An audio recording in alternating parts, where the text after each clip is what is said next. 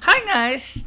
Hello, Mary me tell you is of course today I try to adjust the exposure so I won't be so washed out. So let's today's topic was originally asked for by Jonathan Ung, and it was on astral travel.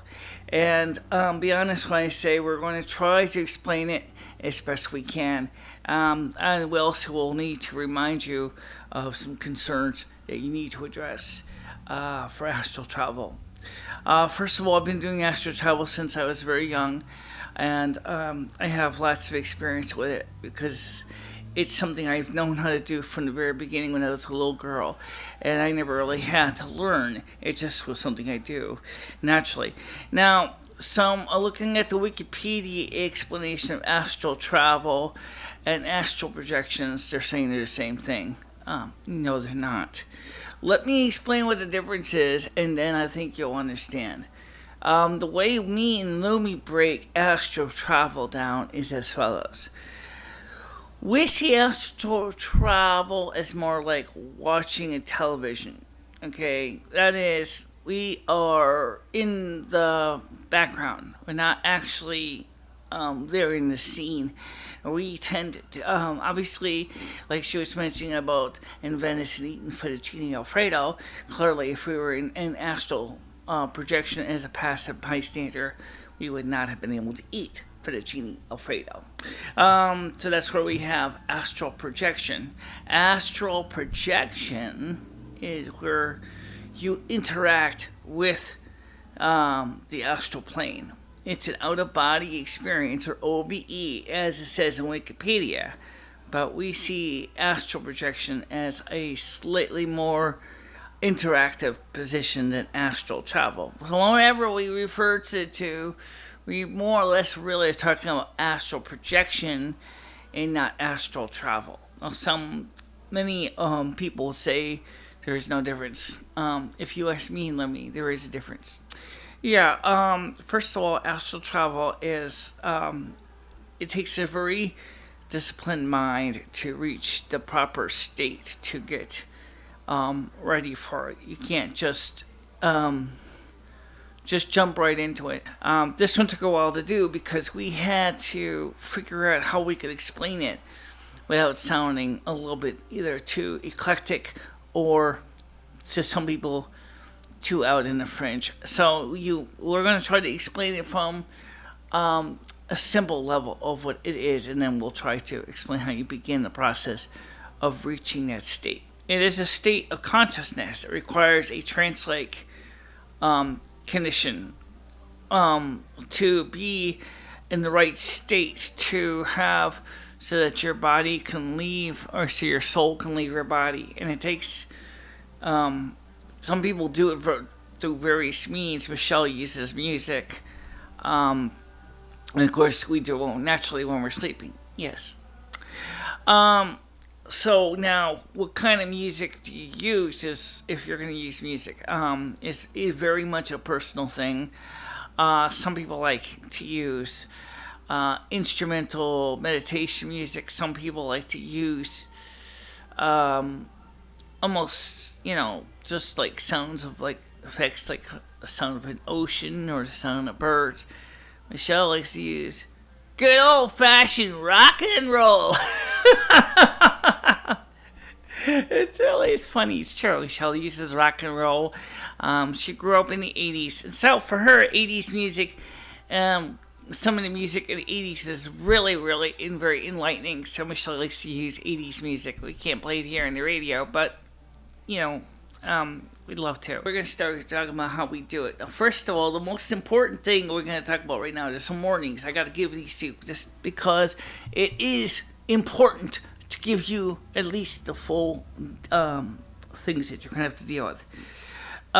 Anytime you have an out-of-body experience, controlled or uncontrolled. Okay, we're talking about controlled here. If someone boinks you on the head and all of a sudden you're seeing, angels and things like that. Well, that's definitely not an arranged experience unless you ask that guy to bonk you on the head. But for astral travel, the most important thing is your body is basically is vacant for the most part. And so it means that they see the lights on, but nobody's home. So your demonics can come and invade your inner sanctum. And when they do that, of course, when your spirit returns, you find out that someone has changed a lot, and basically he's basically throwing you out. Yeah, and then of course, when the demons do that, they basically make you spiritually homeless. Yeah, and if you do manage to get back in, the demons will make your life a living hell to the point where you can't even get anything done. You can't get things done. So you need to make sure to do the equivalent of set up your security system to keep you aware of that. Not only that, but also, of course, in routine things like the telephone, or if there's an answering machine or a doorbell. There is a cord that is attached to your body. Okay, your cord. There's actually two cords. Yeah, there's two cords. The first cord is the one that we say attaches to your body, because your body is yours for this time on Earth, and it is entrusted to you. Okay, now it's connected. We used to mention by a cord, but it's not really a cord in the traditional sense of the word.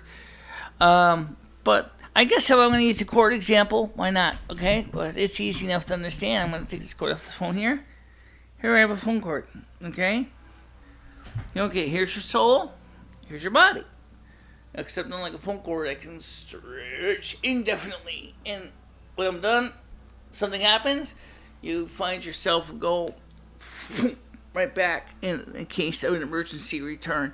Very abrupt. You don't want to go there. What you want to do is always make sure, if you can, is especially for the first few times, is that you're going to want to gently get to know your system. And if someone, and you will snap back on occasion, okay? And if you do, it's really, really kind of a shocking first few times you do it.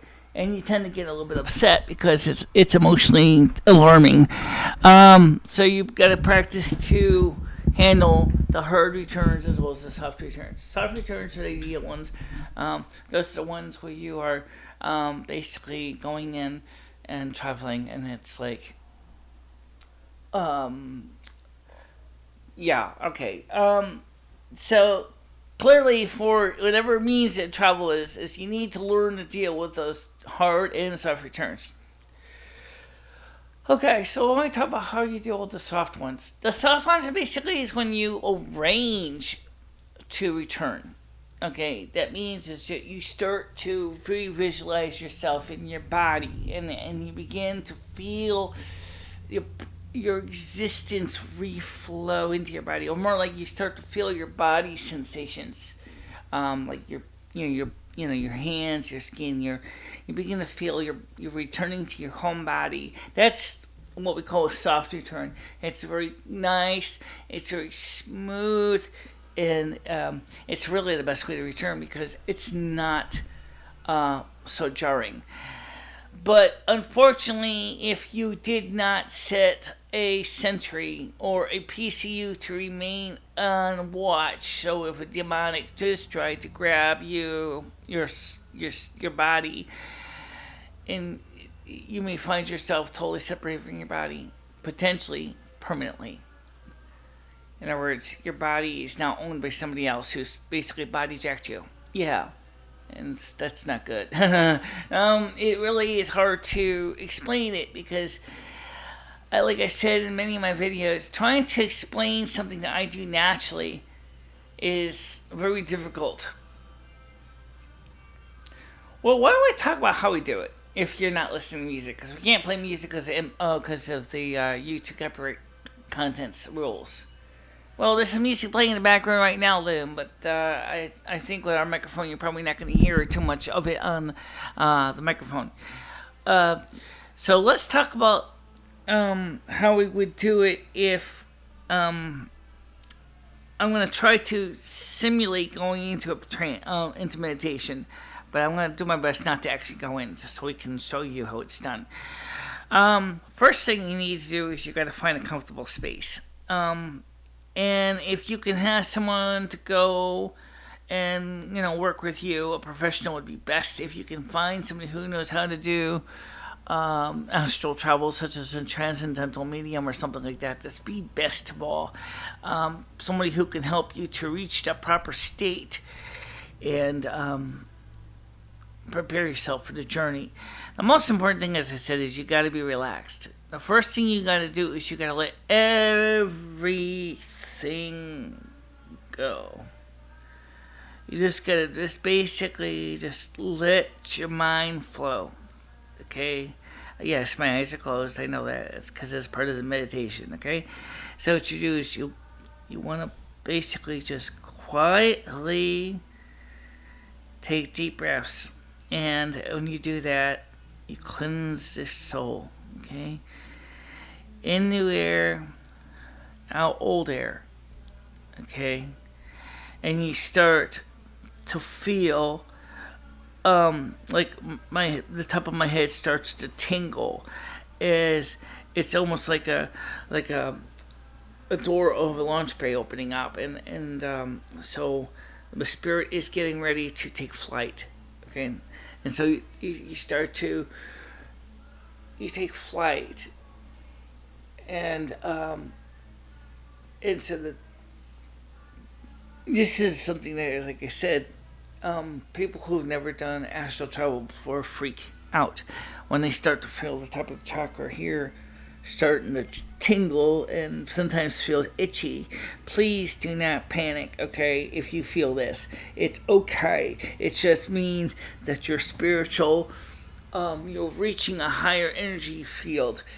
And if you're not getting a sensation like that, then maybe you have not quite found the proper state for you. You gotta keep working on it till you reach the point where all of a sudden everything that you begin to lose all sensations of your physical existence. And also this is where Lumi comes in nice, because usually if I'm going astral travel, she's here, watching out for the bad guys. Okay, but if you happen to be doing it enough times, you begin to realize that there's a lot of things out there where there's a lot of people that are not very nice. The demons are out there to hurt you. Let's talk about the chakra flowering. I think that's related to a different stage of consciousness, but I think it certainly is important. Yes, because, like you said, you might feel like your scalp starting to tingle, and and if it really get really good at it, you will actually find that your hair starts to burn off your head. Really, Michelle has done it. Michelle has burned her hair off her head. That's why I had to for a while, had to stop doing astral travel, was to allow my head to begin to reheal the hair, so the hair could grow back. It's really high energy, and when you get to be in the 9th level of consciousness, you are more there than here, and it definitely makes it harder. I can explain. Some trying to explain some of this stuff is like trying to explain, like I said before in a explanation, of trying to explain color to a man who's never seen color before.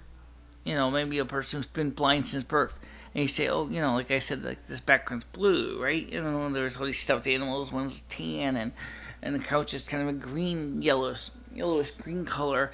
You might go, I don't know, they're just words to me. So to explain this is very difficult. And this is where, again, you need to get to know somebody who can help you reach that state, somebody who can give you hands-on experience. Michelle can help people physically reach that point, but to actually try to explain it on a video is very difficult because it's just really not easy. So why don't we talk about briefly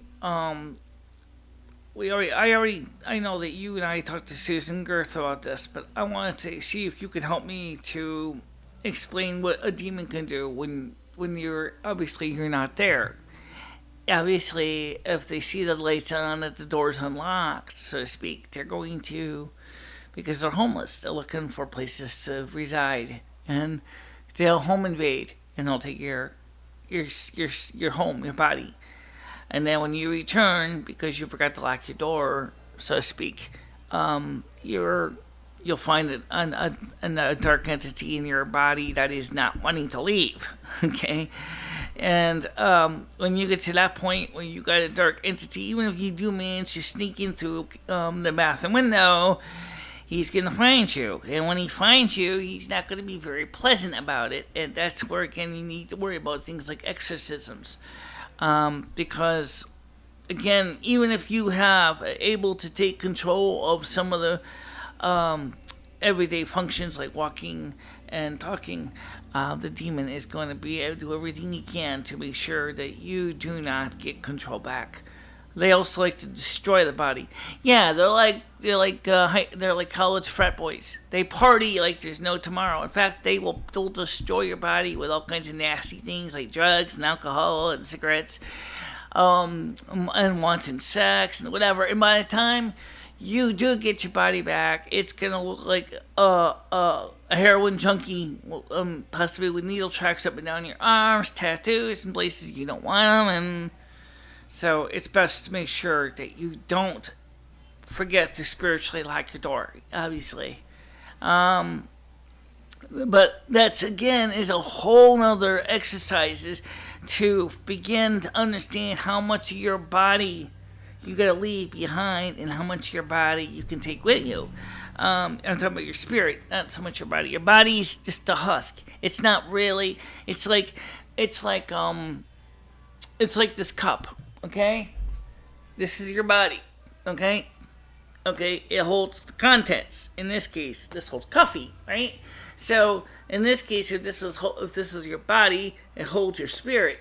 If it holds your spirit, and your spirit leaves your body, just like if I pour this coffee into another cup or whatever, or if I pump it or dump it down my esophagus, after a while the body is empty, and that means that, as I said, a dark entity is going to see an empty husk, and then if there's no security system set, no kind of a warning to get you back, this is where, again, you have to accept the snapping of the cord. When I say the snapping of the cord is that it's an emergency return. So it's like, bam. You're going to have to learn how to deal with those hard knocks, too, because clearly you don't want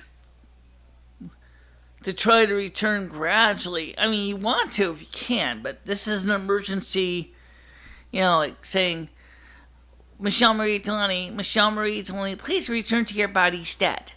It means now, not 5 minutes from now. Okay? So you have to be ready to get back there really quick. And again, so learning how to cushion yourself and prepare for that sudden from there to here is an essential thing. Same thing if you're going to try to be up on keeping things with the phone and the intercoms and all this other stuff. You need to be able to return, because obviously if the phone rings, they're not going to be sitting on the line. The ring is going to go ring, ring, ring, ring, ring while you're sitting there, taking 2 minutes to return. The caller on the other end of the line isn't going to be patient enough to wait that long. Now, ideally in that case, what you might want to do is set an answering machine up, but if you don't have one, well, maybe you could arrange to have someone, just like I said, in the physical realm, could arrange to answer the phone for you, so you can focus on the travel and not have to worry about the mundane things like the phone and other things. Well, guys, I hope that what little I gave you helps. I'm sorry I couldn't really come up with a better, concise answer. It's just that the whole topic is really more of a hands-on thing. Oh, yes. Please, by the way, I want to let you know that, our rolling credits do not mention it. You can always look at us on our new YouTube page. So if you need to find us, it's easy enough. It's just our audio page is www.yourlisten.com/.